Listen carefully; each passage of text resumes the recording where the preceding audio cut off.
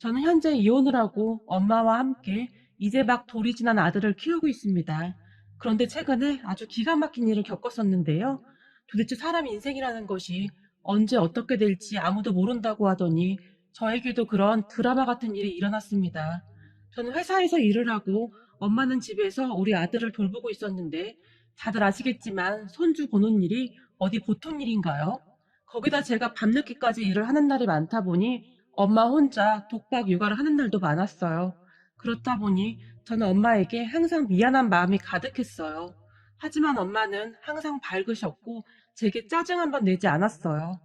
괜찮아. 할미가 손주 보는 게 힘들긴 뭐가 힘들다고 그래. 회사에서 밤낮 없이 일하는 네가 힘들지. 내가 너한테 죄가 많다.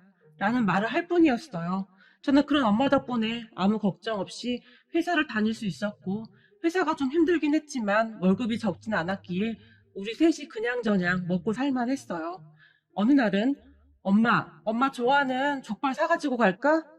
됐어. 너 좋아하는 된장찌개 끓여놨으니까 얼른 들어오기나 해. 엄마가 냉이 넣고 아주 맛있게 끓여놨으니까.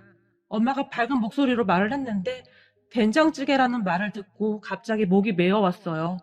누군가 저를 위해 음식을 해놓고 기다리고 있다는 것이 그렇게 행복할 수가 없었어요. 저에게 진짜 엄마가 생겼구나 하는 생각이 들면서 말이죠. 제가 어릴 때 참 힘든 시간을 보내야만 했는데요. 엄마 아빠는 이혼을 했고 저는 아빠와 할머니와 함께 살았어요. 하지만 할머니와 아빠는 저를 탐탁지 않아 했고 아니죠. 정말 싫어했다는 표현이 더 어울리겠네요. 할머니와 아빠가 친엄마를 참 많이 미워했다고 들었는데 그래서였는지 엄마를 많이 닮았다던 저도 탐탁지 않아 했어요. 저는 밥 먹는 것조차 눈치를 보며 살곤 했었는데 그 와중에 아빠가 교통사고로 돌아가시면서 저는 정말 어쩔 수 없이 보호시설로 들어가게 되었어요. 할머니가 제 양육을 포기해버렸거든요. 그런 할머니를 미워했다거나 그렇진 않았어요. 오히려 보호시설이 제게는 더 좋았을 정도였으니까요. 그렇게 저는 성장을 했고, 고등학교를 졸업하고 바로 취업을 하게 되었어요. 그냥 회사였는데, 숙식이 다 해결돼서 나름 괜찮았어요.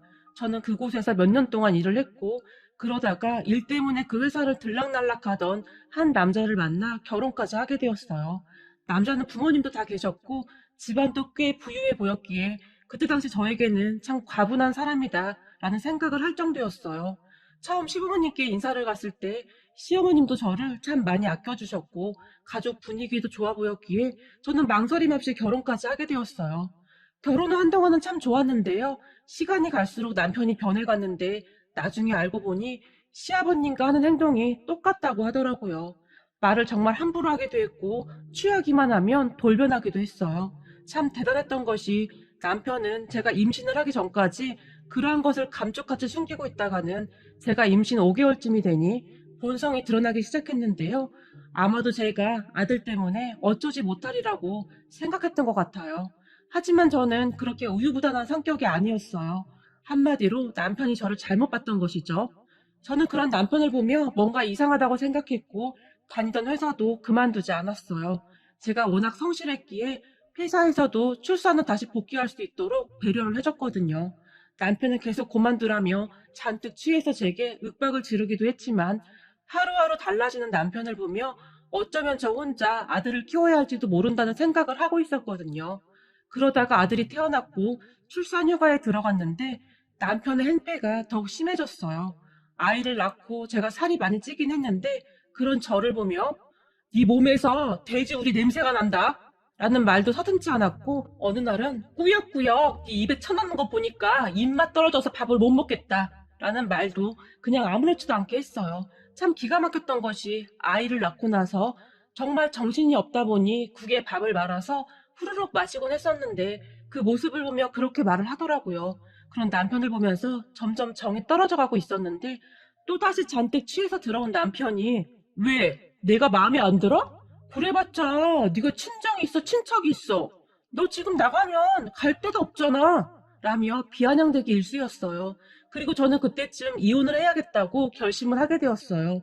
물론 아들이 아빠 없이 자라야 한다는 것에 마음이 아프긴 했지만 정말 가끔은 없어도 될 만큼 최악인 아빠도 있는 것이니까요.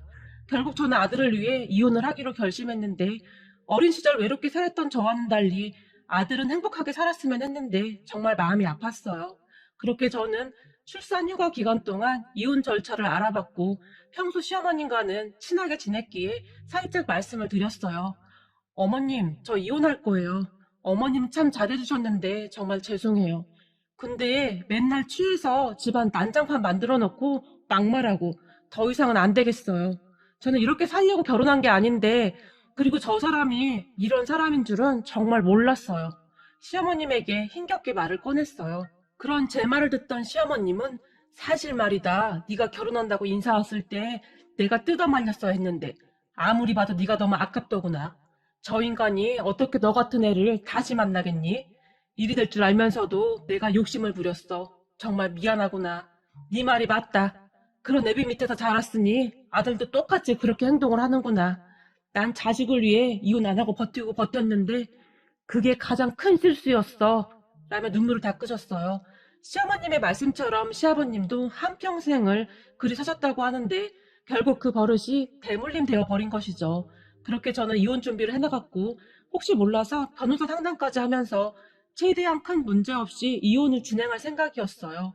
그 사실을 안 남편이 방방 뛰면서 난리를 쳤고 네가 어디 갈 데는 있고 얼마 못 버티고 와서 빌어댈 거 그냥 있어 라며 저를 비웃었어요. 그런 남편에게 양육권만 주면 되니까 이혼해달라고 딱 잘라 말을 했고 한참을 힘들게 하던 남편도 나중에는 포기했던지 이혼을 해줬어요. 다만 나한테 뭐 도와달라고 하기만 해봐. 가만 안 둘 거니까. 양육비 그런 얘기 꺼내지도 마라. 나 지금 만나는 사람 있으니까. 알았어? 라는 말을 할 뿐이었어요.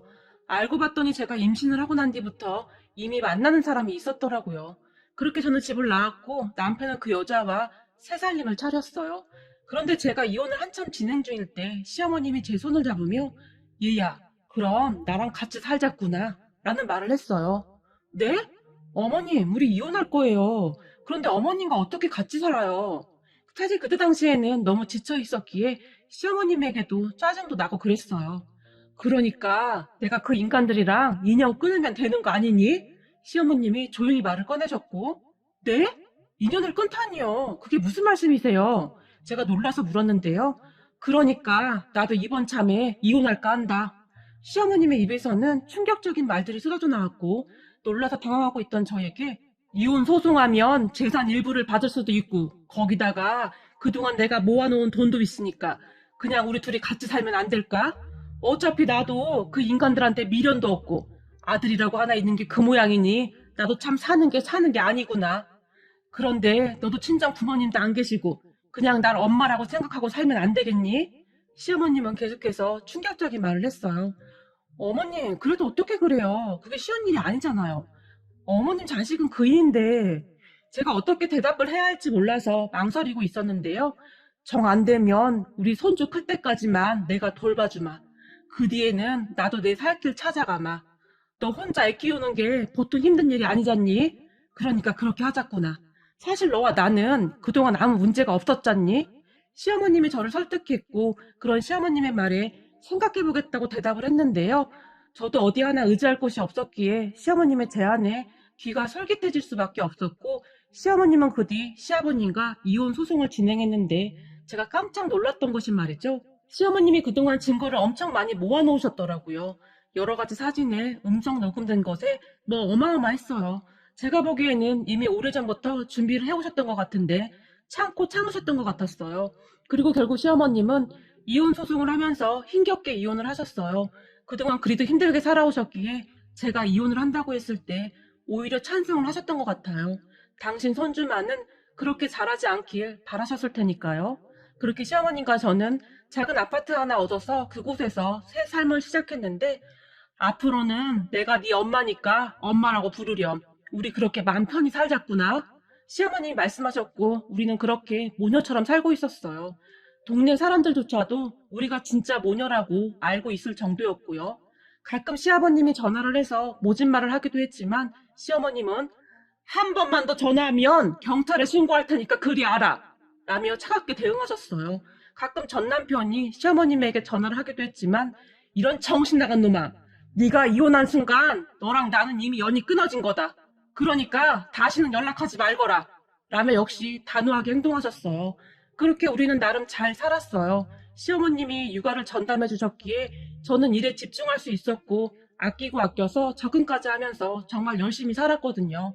그 뒤에도 시아버님이 어떻게 알아낸 것인지 우리 집 앞까지 쫓아와서는 당신 그동안 내 덕에 잘 먹고 잘 살았는데 왜 이렇게 힘들게 산다고 그래? 나랑 살면 돈 걱정은 없잖아. 그러니까 다시 집으로 돌아가. 처음에는 시어머님을 설득했지만 돈만 많이 갖다 주면 뭐해? 마음은 지옥에 살고 있는데 난 그까짓 돈 다 필요 없어. 평생 동안 밤에 잠도 제대로 못 잤었는데 요즘엔 아주 푹 잘 자고 있어. 그러니까 돈 많이 벌어서 당신 혼자 잘 살아. 시어머님은 아주 단호했어요. 사실 시아버님이 꽤 큰 가게를 하나 운영하고 있었는데 그곳에서 나오는 수입이 상당히 괜찮았거든요. 남편도 그곳에서 일을 하고 있었는데 시아버님 믿고 직원들에게 함부로 하고 그래서 말이 많기도 했어요. 그런 남편은 돈을 아주 펑펑 쓰고 다녔는데 돈 아쉬운 줄 모르고 살고 있었어요. 그렇게 시어머님이 눈 하나 깜빡이지 않자 시아버님이 난동을 피우기 시작했는데 제가 바로 경찰에 신고를 해버렸어요. 물론 그런 저를 보며 냉혈한이라고 생각할지도 모르겠지만 시아버님의 손버릇이 아주 고약해서 제 입장에서는 시어머님을 지켜야만 했어요. 시어머님은 아들을 제외하고 제게 있어 하나밖에 없는 가족이었으니까요. 경찰에 신고를 한 후 시어머님에게 엄마 미안해. 근데 난 엄마한테 또 손찌검 할까 봐. 그럼 엄마가 다치니까. 난 엄마가 다치는 게 정말 너무 싫어. 제가 눈물을 흘리며 시어머님을 꼭 끌어안았는데요. 시어머님이 그런 저를 정말 있는 힘껏 안아주면서 살면서 내가 낳은 아들 자식도 그렇게 날 막아준 적이 없는데 정말 고맙구나. 시어머님도 한동안 소리내어 우셨어요. 그렇게 시어머님과 함께 살게 되면서 더 많은 대화를 하게 되었는데요. 사실 전에 우리 친정이 아주 부자였어. 근데 우리 아버지 사업이 부도나면서 하루아침에 가족들이 다 길거리에 나앉게 됐다. 정말 하루하루 살아가기가 힘든 그런 시절이었어. 근데 평소에 날 마음에 품고 있던 네 시아버지가 우리 부모님을 찾아와서 나와 결혼만 시켜주면 앞으로 편히 살게 해주겠다고 했더구나. 예정대로였다면 난 그때 대학을 졸업한 뒤 유학을 다녀와서 대학 교수가 되고 싶었다. 옛 생각이 나는지 시어머님의 눈시울이 붉어지셨어요. 그런 시어머님의 말에 유학이요? 제가 놀라서 물었는데요. 그래, 난 피아노를 전공하고 있었다. 거기다 꽤 괜찮은 실력이었었지. 그런데 아버지 사업이 부도나면서 모든 것이 엉망이 되었어. 그런 와중에 네 시아버지가 허구한 날 우리 부모님에게 찾아와서 그렇게 잘하니 우리 부모님도 마음이 움직이기 시작하더구나. 무엇보다도 돈이 많은 네 시아버지한테 마음이 갔던 것이겠지.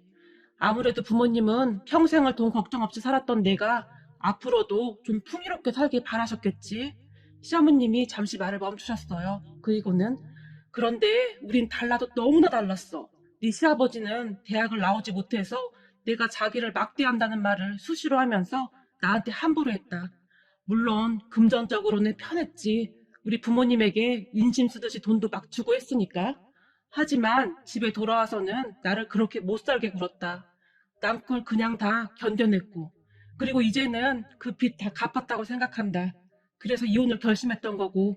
시어머님이 다시 눈물을 흘리셨는데 처음 듣는 시어머님의 말씀에 가슴이 그렇게 먹먹할 수가 없더라고요.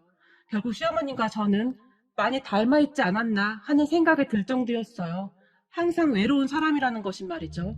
그렇게 시어머님과 저는 더욱 가까워졌고 우리는 하루하루 행복한 시간을 보내고 있었는데 그러던 어느 날 우리에게 정말이지 믿지 못할 일이 일어났는데요.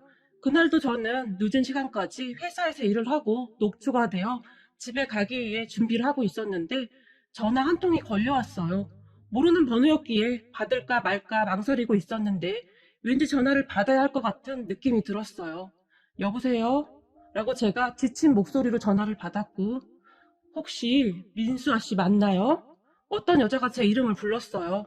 네, 맞는데 누구시죠? 제가 잔뜩 의심한 채 물었는데요. 저는 박경아입니다. 여자가 조용히 말을 했고 박경아 씨요?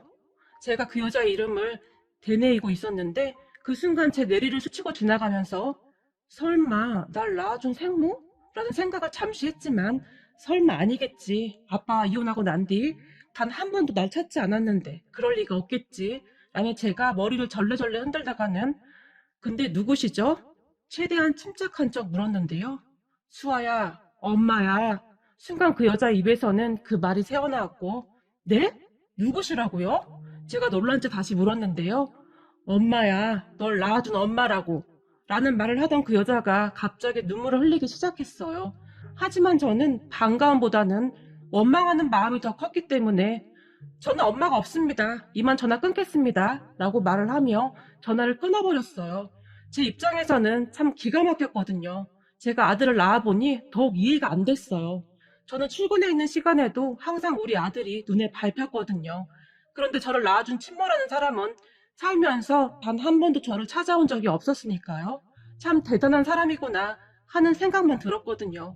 그렇게 며칠이 지났을까요? 어느 날 시어머님이 수아야, 너 말이야. 친엄마 안 보고 싶어? 제게 물었어요. 친엄마? 나한테 친엄마가 어딨어요? 아마도 이 세상 사람이 아닌가 봐요. 그러니까 한 번도 안 찾아오죠. 라며 제가 그냥 웃어버렸는데요. 수아야, 사실은 말이야. 시어머님이 다시 한번 제 이름을 힘주어 불렀는데 그게 말이야. 며칠 전에 네 친엄마라는 사람이 우리 집에 찾아왔었어. 처음에는 모르는 사람이라 문을 안 열어줬었는데 아무리 봐도 낯이 너무 익은 거야. 그래서 자세히 봤더니 너랑 아주 판박이더구나. 나이가 아마도 나랑 비슷할 텐데 어쩜 그렇게 젊고 예쁘던지 너랑 똑같이 생겼어. 시어머님이 제 눈치를 보며 말을 꺼냈어요. 그 사람 이야기는 하지 않았으면 좋겠어요. 지금 나한테는 엄마밖에 없어요. 자식 그렇게 두고 가버린 엄마는 생각하고 싶지도 않아요. 제가 기분 나쁜 듯이 말을 했지만 네 엄마 얘기 들어보니 네 엄마한테도 딱한 사정이 있더구나. 물론 지금 네 마음이 어떤지 잘 알겠다마는 그래도 널 낳아주신 분인데 한 번은 만나봐야 하지 않겠니? 잘 생각해보고 전화해봐. 라며 시어머님이 제 손에 전화번호 하나를 들려줬어요. 얼떨결에 연락처를 받은 저는 며칠 동안 그 연락처를 뚫어지라 바라보다가는 결국 연락을 하게 됐는데요. 저 민수아입니다. 도대체 이제 와서 저를 만나고 싶은 이유가 뭐죠? 혹시 먹고 살기 힘드셔서 그래요? 그런데 어쩌죠? 저도 돈이 그렇게 많지가 않아서요. 그동안 원망만 가득했기에 제가 모진 소리를 해댔는데요. 연락 줘서 고맙다. 정말 고맙다.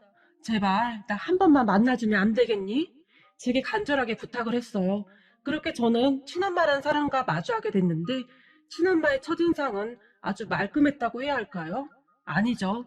부잣집 사모님같이 고상해 보였다고 해야 할까요? 아무튼 그런 인상이었어요. 무슨 일이시죠? 이렇게 만나보니 돈이 없으신 것 같지도 않은데 이제 와서 저를 찾는 이유가 뭐죠? 제가 여전히 쌀쌀맞은 목소리로 물었어요. 수아야, 엄마가 정말 미안하구나. 진작 널 찾았어야 했는데 너무 늦었구나. 정말 미안하다. 하지만 엄마는 단 하루도 널 잊은 적이 없었어. 라며 친엄마가 눈물을 흘렸고 그런 엄마를 보며 저기 죄송한데 용건만 간단하게 말씀해 주세요. 수아야, 처음엔 네 아빠와 할머니에게 널 키우게 해달라고 빌고 또 빌었었다.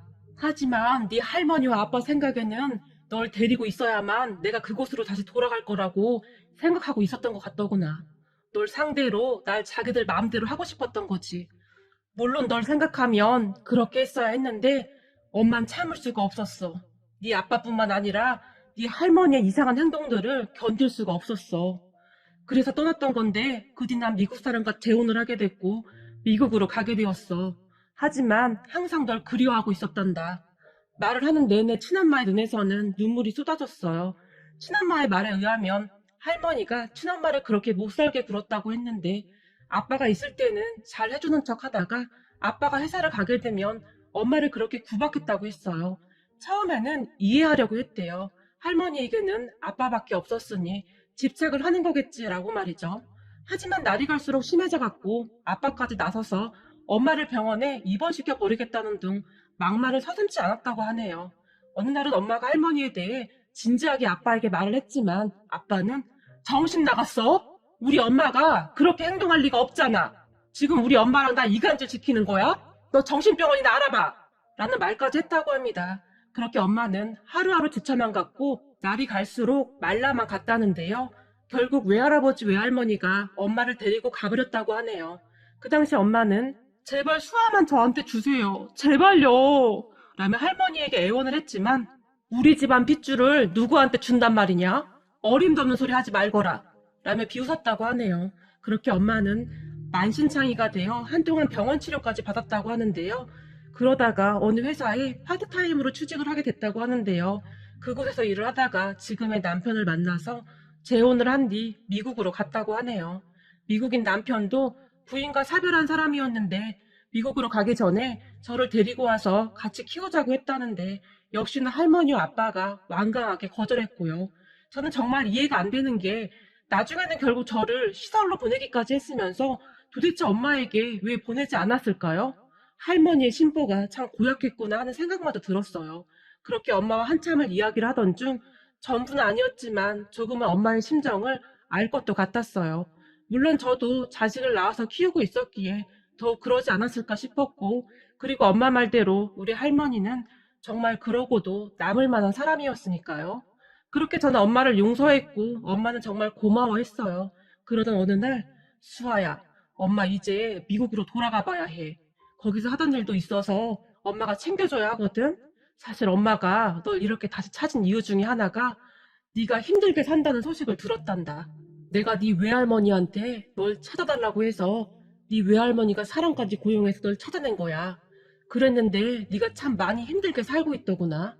그래서 말인데 이 엄마가 널 좀 도와주고 싶은데, 물론 네가 기분이 나쁘지 않다면 말이다.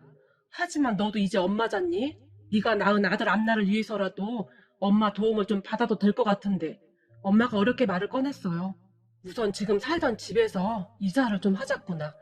저번에 가보니까 집이 습해서 곰팡이도 많고 우리 손주 건강에도 좋지 않을 것 같더구나. 그리고 네가 먹고 살 수 있게 도와주고 싶어. 그래서 말인데 엄마가 지금 하고 있는 사업을 한국에서도 시작할 계획이거든. 네가 그걸 좀 도와줬으면 하는데 괜찮겠니? 너도 처음이니까 널 도와줄 사람을 엄마가 찾아줬어.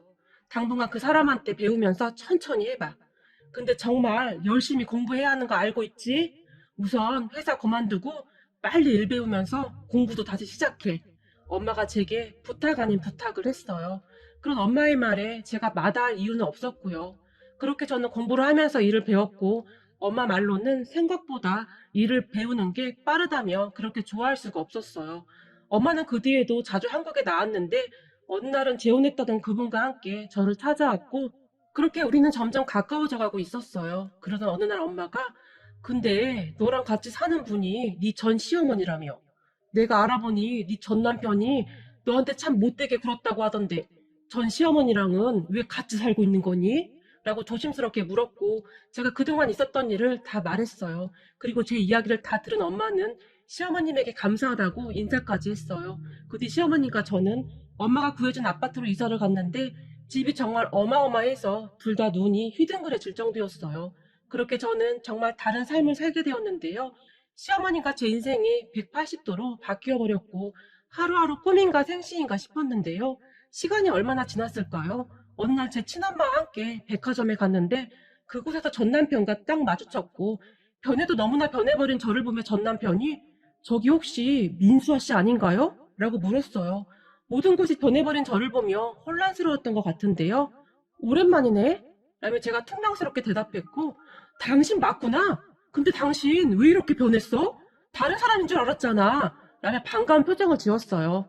아, 얼마 전에 우리 친엄마를 만났거든. 인사해, 우리 친엄마야. 라며 제가 말을 했어요. 그런 제 말에 뭐? 당신 친엄마 돌아가셨다며? 남편이 놀라서 물었고 그러게, 나도 돌아가신 줄 알았는데 이렇게 살아계시더라고. 그럼 우린 바빠서 이만. 이러며 제가 뒤를 돌아섰는데 잠깐만, 그럼 당신 부자 됐다는 말 사실인 거야? 그런 소문이 막 들리긴 하던데. 전 남편이 제게 물었지만 우리 딸과 이혼했다고 들었는데 앞으로 우리 딸 앞에 다시는 나타나지 말아요. 그랬다가는 내가 가만 안 둘 테니까. 엄마가 전 남편을 노려보며 말을 했어요.